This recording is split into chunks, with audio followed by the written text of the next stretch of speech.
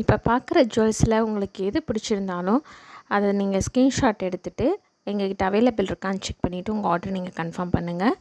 எங்ககிட்ட cash on delivery கிடையாது, online payment மட்டும் தான். ஸோ உங்களுக்கு எது பிடிச்சிருந்தாலும் ஸ்க்ரீன்ஷாட் எடுத்துகிட்டு எங்ககிட்ட செக் பண்ணிக்கோங்க.